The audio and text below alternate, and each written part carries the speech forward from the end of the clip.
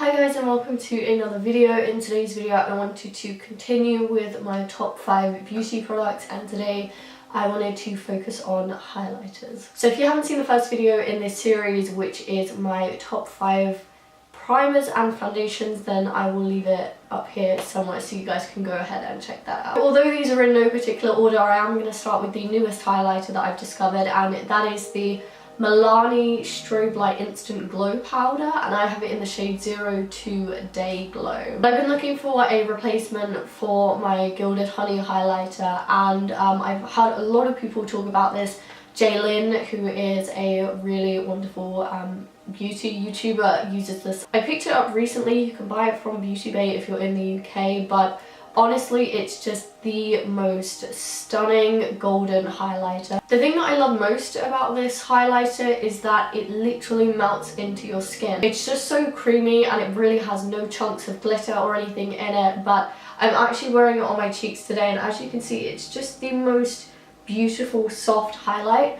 But if you watch my video, which I filmed this look, I applied way too much, so you can definitely get like a blinding highlight with this, or you can definitely get like a subtle glowing from within look with this Milani highlighter. The second highlighter that I wanted to talk about is the Laura Geller Baked Gelato Swirl Illuminator in Gilded Honey. You guys would have seen this on my channel by now if I can open it.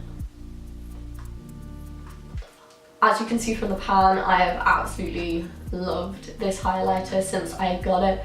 It's just so beautiful. It's very similar to the Milani one. If you're looking for a new highlighter but you don't want to spend too much money, I would definitely say get the Milani one because it's not too in your face. Like I said, you can build it up, but it's also really subtle, whereas the Laura Geller one is kind of very in your face. So the third highlighter that I wanted to talk about is very new to me as well, and it is the Mary Luminizer by The Balm.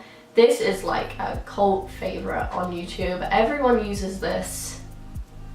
Can't get any of these open. It's just once again like a really nice creamy vanilla kind of champagne color. This really just melts into your skin, and this is so beautiful for an inner corner highlight just because it's a little bit more white than it is gold. This is probably your best bet if you have fair skin. This is probably going to be the best highlighter out of all of these for you. Moving on to my last two highlighters, I'm actually storing them in a Z palette at the moment, but they are the Anastasia Beverly Hills highlighters. I wasn't particularly interested in Anastasia's kind of compact highlighters that she came out with. I know everyone was talking about them on YouTube, and then they kind of died out and I wasn't really impressed with them, but when she came out with the actual highlighting glow kits, which are just absolutely phenomenal, they are so popular in the beauty industry. So the first one is Summer, and it is just so beautiful.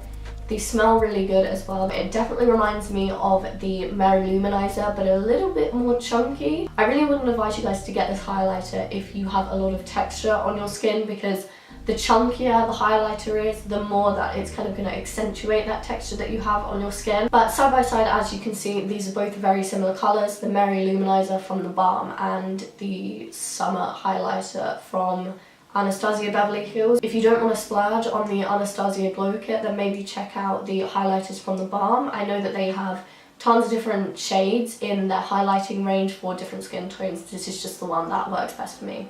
And the second highlighter from that glow kit is Moonstone, and this is not like any of the other colours that I've really mentioned in this video. It's a really peachy kind of apricot colour, but I absolutely love it for kind of a summer day when I'm a little bit more tanned. I definitely find myself reaching for it if I'm going for a more kind of peachy look overall. 100% Moonstone from Anastasia is absolutely stunning as well. So yeah, I believe that is everything, you guys. I hope you're really enjoying this top 5 series. I love filming it. It's just something really easy that I can share with you guys and kind of give you hints and tips on what sort of products you can look at. If you have any suggestions of what you would like to see featured in the top 5 series, then please leave me a comment down below. Thank you guys so much for watching, and I will see you in the next one, guys.